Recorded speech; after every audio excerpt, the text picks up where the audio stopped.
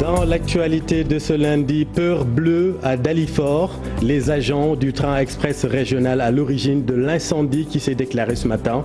L'incident s'est déroulé dans la zone de sécurité des oléoducs de la Société africaine de raffinage. Le maire de la localité sort de ses gonds. Idrissa Diallo demande à l'État de mettre hors de danger les populations. Ils sont vent debout contre les nouvelles mesures de dédouanement. Les commerçants et industriels du Sénégal observent une grève de 72 heures, une grève sans l'assentiment de l'UNACOIS. L'Union déclare continuer les concertations avec la douane. Nous étions au marché Sandaga à suivre notre reportage. L'actualité de ce lundi, c'est aussi l'accord de principe signé entre le Sénégal et le Fonds monétaire international au titre de l'instrument de coordination désormais des politiques économiques pour une durée de 3 ans. Dans ce journal, nous vous dirons comment ce programme va permettre de renforcer la stabilité macroéconomique par le maintien de la viabilité des finances publiques et la gestion prudente de la dette de l'État du Sénégal.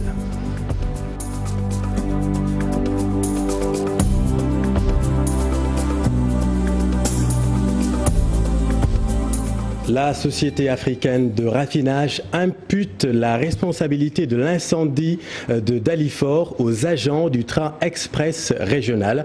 La SAR admet que l'incident s'est passé dans la zone de ces oléoducs qui traversent Dalifort. Un incident qui soulève encore une fois beaucoup de questions sécuritaires. Ibrahima Khan. Dans le document, la SAR dégage ses responsabilités et impute la faute à des agents du TER.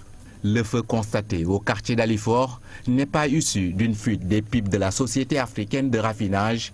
Il est provoqué par une intervention des agents du TER qui ont procédé à des fouilles avec une meule pour sectionner des barres de fer dans un regard en aval du bassin de rétention, révèle le communiqué. En clair, si l'incident venait à provoquer une catastrophe dans la zone, ce sont les agents du TER indexés par la SAR qui endosseraient la responsabilité.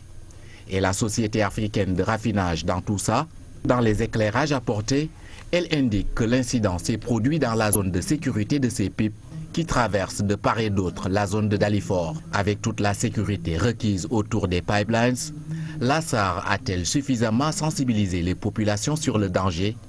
Non, serait-on tenté de dire avec cet incident provoqué par des agents du TER qui peut-être ignoraient de bonne foi que leurs travaux sur place comportaient des risques à ne pas minimiser. Les travaux liés au TER sont-ils en phase avec toutes les normes sécuritaires? Une étude a-t-elle été menée en amont dans la zone avant de réaliser tous travaux? Quoi qu'il en soit, les défaillances sécuritaires commencent à devenir monnaie courante dans ce pays, au moment où les populations, elles, réclament plus de sécurité. Ibrahima, le maire Idrissa Diallo, témoin de l'accident, est furibond contre l'APIX. Il demande l'affectation des ouvrages, sinon on file directement vers la catastrophe, tellement rien ne semble être maîtrisé dans cette zone. Vous l'avez entendu dans notre précédente édition. Paralysie des activités ce matin au marché Sandaga. La grève des commerçants et industriels du Sénégal s'est fait ressentir. Ces grévistes protestent contre les nouvelles mesures douanières qualifiées de tracasserie par ces opérateurs économiques. Mambiram Diouf et Pape Sangone Mbaye. Ils ont baissé rideau pour crier leur ras-le-bol et dénoncer de nouvelles mesures douanières que les camarades de Omar Cissé jugent catastrophiques parce que présentant beaucoup de risques de tuer à petit feu ainsi leurs activités. Il y a certains documents qui nous sont demandés et que nous ne pouvons pas fournir à l'arrivée des conteneurs, comme par exemple la déclaration préalable d'importation, la DPI. C'est par rapport à un nouveau système installé par la douane et que nous jugeons vraiment à l'encontre des intérêts du secteur du commerce. Il y a aussi l'incendie qu'on a constaté des incendies que nous avons constatés sur presque pas mal de marchés, qu'après expiration des délais, vraiment prennent feu.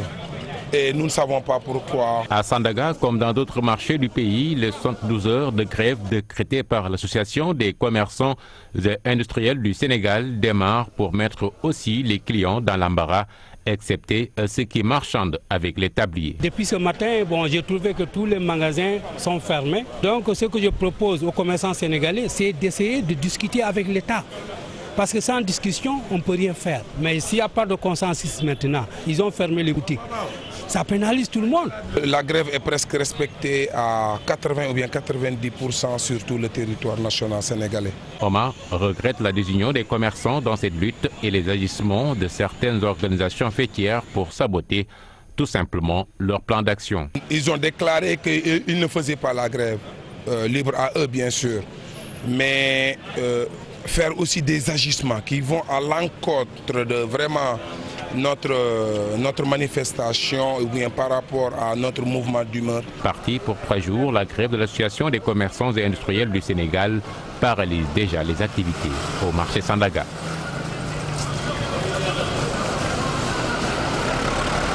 Et retenez que ces grévistes n'ont pas reçu le soutien de l'UNACOIS. L'Union reste assise à la table des négociations avec la douane. Plutôt que de renverser la table, l'UNACOIS souhaite donc continuer les concertations. Retour au marché Sandaga après ce week-end de nettoyage et de désencombrement. Un vrai soulagement pour les riverains. En revanche, du côté des vendeurs, c'était plutôt la grise mine. Nous étions ce matin au marché Castor avec nos reporters Koumba Matlo et Pape Sangonembaye. Des voies dégagées, des rues propres, le marché Castor change de visage. Loin de l'anarchie à laquelle il était habitué depuis des années, la population s'en réjouit.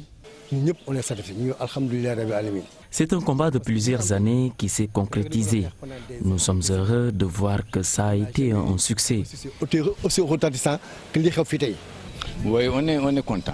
Vraiment, on est content. Tout ce qui avait été arrêté est en train d'être déroulé et ça se passe très bien. Désormais, reste le gros défi du suivi. La population compte le relever avec l'appui de la municipalité. Le suivi modeste. La suite logique, c'est le suivi. Et nous avons espoir que la commune va y veiller. Ça va pérenniser. Nous sommes soulagés. Maintenant, ce qui reste, c'est l'apport des populations. C'est aux populations de refuser que les gens étalent leurs trucs devant leur maison. Non loin de là, des vendeurs établis qui broient du noir, leur inquiétude, voire leur chiffre d'affaires baisser. Il fallait penser à des solutions alternatives parce que la situation est difficile actuellement. La mairie nous avait promis de nous redonner nos places. Elle nous demande de nous installer à l'intérieur et vous voyez, il n'y a plus de place. Sur place, un important dispositif sécuritaire est mis à disposition par la mairie. Les activités du marché ont repris au grand bonheur des commerçants installés à l'intérieur. Merci Koumba. Et puis restons dans le chapitre économique. Un accord est signé entre le Sénégal et le Fonds monétaire international au titre de l'instrument de coordination désormais et non plus de soutien des politiques économiques. Le fonds fixe comme objectif d'accélérer la croissance à 7% à l'horizon 2021. Sur ce, le gouvernement du Sénégal entend maintenir le déficit budgétaire de 3% en 2019 comme pour les années à venir. La mission du Fonds monétaire international était en conférence de presse cet après-midi. Habib Faye et Lamine Mandjang. Au titre de l'instrument de coordination des politiques économiques, le Sénégal a conclu un accord de principe avec le Fonds monétaire international. L'ICPE compte accompagner le pays dans le PSE2. Alors le programme du FMI est sans financement, mais c'est quand même un gage de bonne tenue des finances publiques et de maintien de la stabilité macroéconomique. Donc cet accord-là va permettre le décaissement d'appui budgétaire important de la Banque mondiale. Sur ce, le FMI juge dynamique l'économie du Sénégal et vise une croissance de 7% en 2020-2021. Je trouve que c'est un pays extrêmement dynamique et un potentiel important.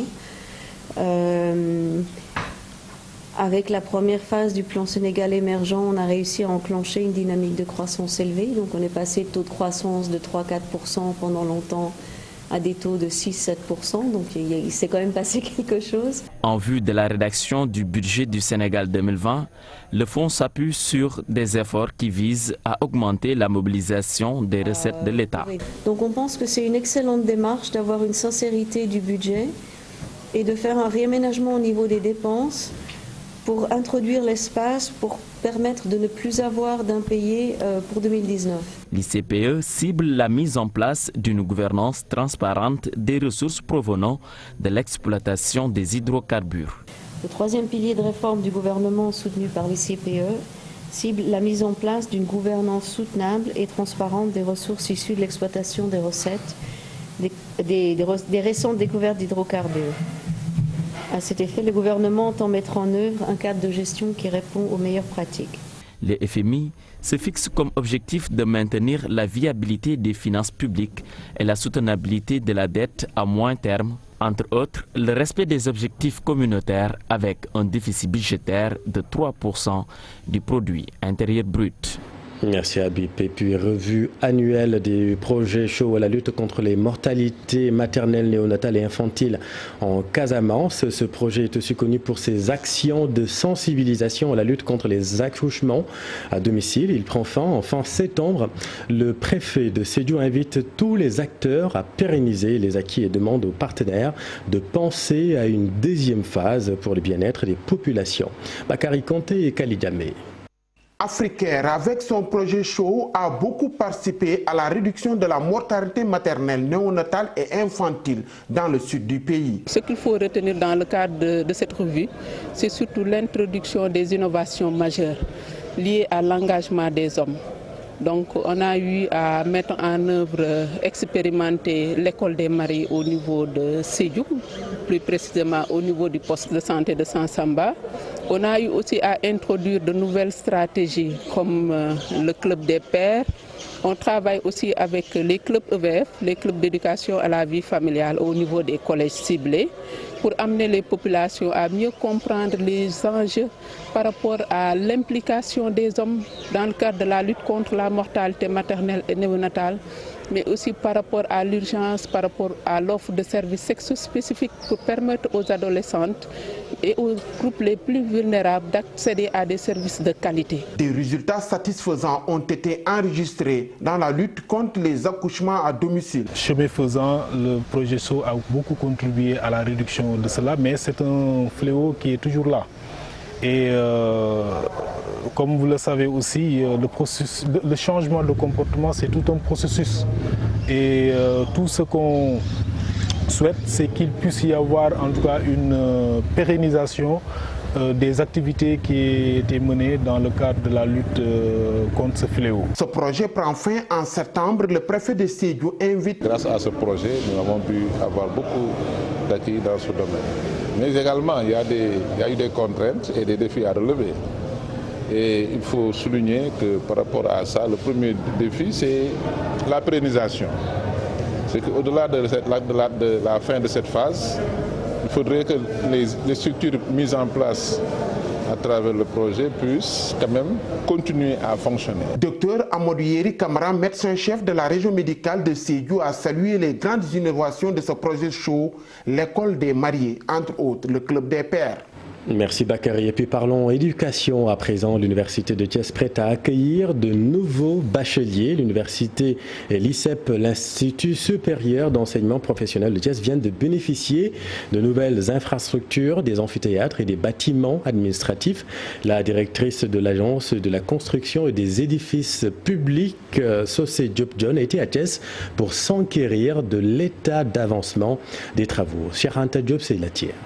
De l'Institut supérieur d'enseignement professionnel de Thiès en passant par l'UFR Santé et l'Université de Thiès, la directrice de l'agence de la construction et des édifices publics, la rectrice de l'Université de Thiès et toute la communauté de l'université ont visité les différents sites pour surtout faire le point sur l'état d'avancement des travaux. Et comme vous l'avez vu, pour ce qui est de l'ISEP, les travaux sont quasiment terminés. Ce qui est sûr, l'ISEP sera livré très bientôt. Pour ce qui est maintenant de l'université, il ne reste que des travaux de finition. Ce qu'on attend, c'est une rallonge budgétaire qui doit émaner du ministère de l'Enseignement supérieur, du ministère des Finances également, pour pouvoir terminer les travaux. Ce qui est important, c'est bien fait et ce sera livré avant décembre. Tout cela, c'est à la suite de l'annonce qui a été faite par le ministre de l'Enseignement supérieur, qui a décidé donc d'orienter tous les bacheliers de cette année dans les universités. La rectrice de l'université de Thiès a promis de prendre toutes les mesures possibles pour accueillir les nouveaux bacheliers qui seront orientés vers l'université de Thiès. C'est notre mission de nous mobiliser, ce que nous sommes en train de faire pour pouvoir répondre à l'attente de l'État et accueillir les bacheliers qui seront orientés vers l'université de Thiès. Les infrastructures constituent un élément important pour nous aider à remplir cette mission. L'université de Thiès est à 4336 étudiants. La rectrice de l'université se donne comme objectif de monter en puissance, d'ouvrir et d'offrir de nouvelles filières. Et puis retour à Dakar en prélude à l'inauguration de la mosquée Massalikul Jinan. Les conférences et panels s'enchaînent. La journée d'aujourd'hui est dédiée à Serigne Saliou Mbacké. D'ici vendredi, rien ne sera laissé au hasard par le comité scientifique pour une réussite totale de l'événement. Cheikh Diop et Lamine Mandjag. Massalikul Jinan, quelques jours avant l'inauguration de cette grande mosquée, le comité scientifique s'est réuni pour expliquer l'importance de ce joyau. Donner du contenu à la grande mosquée Massalik. Vous savez bien, on a beau construit, mais le khalife général, le Cheikh Sidi Mokhtar, il avait fait des recommandations. Un lieu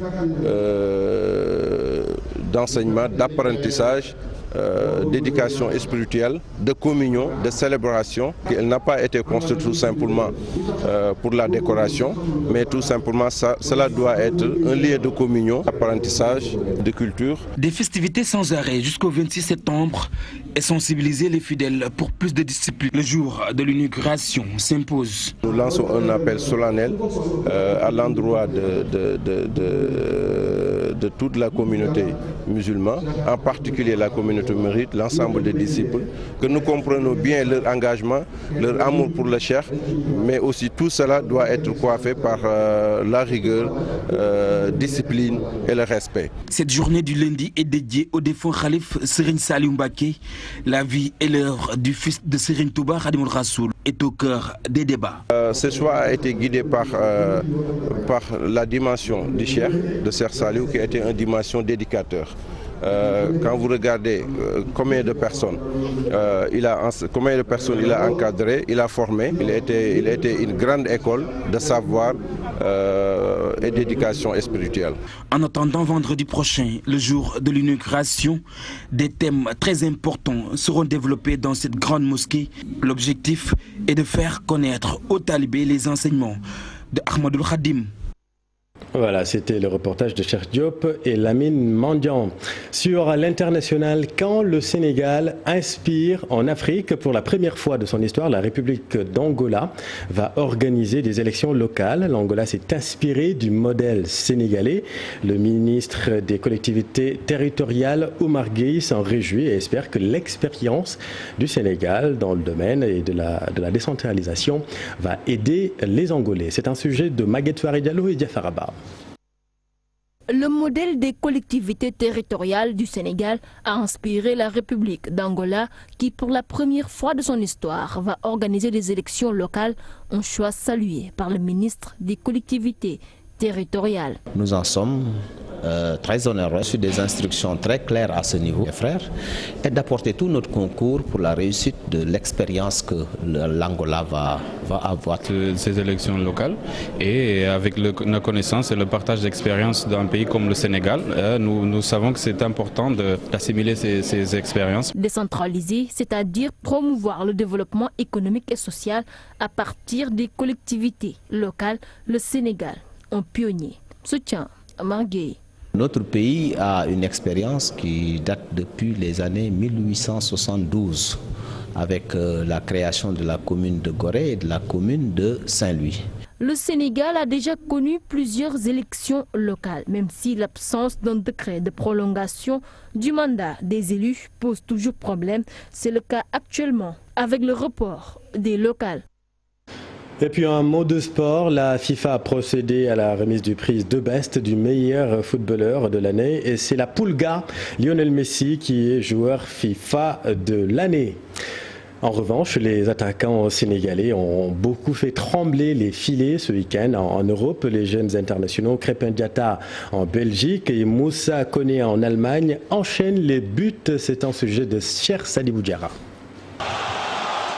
À quelques jours de la publication de la liste des sélectionneurs Aliou Cissé pour le match amical du Sénégal face au Brésil, le 10 octobre prochain, beaucoup d'attaquants sénégalais ont montré de l'efficacité durant le week-end. Buteur la semaine passée, Krépin Diatta du club Bruges a récidivé devant le grand rival Anderlecht. Tout comme Abdoulaye Sané de Sochaux en Ligue 2 française, double buteur dans la victoire 3-1 des poulains d'Omar Daf contre Guingamp de Yannick Gomis, qui a sauvé l'honneur de son équipe. Moussa Koné du Dynamo de Dresde a aussi remis ça en Bundesliga 2. Il a marqué le premier but de son club face à Rosenborg. Jamal Thiaré du Havre, leader de la Ligue 2, en France, a marqué son deuxième but de la saison en arrachant le nul 2 partout à Orléans. Moussa Djité est lui le sauveur de Grenoble face à Châteauroux. Son troisième but cette saison après cette journée en panne d'efficacité. L'avancement du FC Metz, Abib Diallo, a également retrouvé le chemin des filets après 4 journées de disette. Il a réduit le score face à Amiens pour son 4e but de la saison. En Super League turque, Mamba Bacham, attaquant de 26 ans de Kassim Passa, a ouvert son compteur but en signant un doublé. Ibrahima Seck de Waregem en Belgique et Karambodj de Selia au Qatar se sont aussi rappelés des Sénégalais en marquant chacun un but.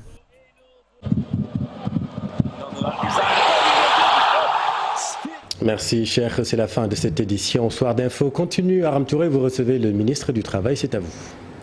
Merci bien.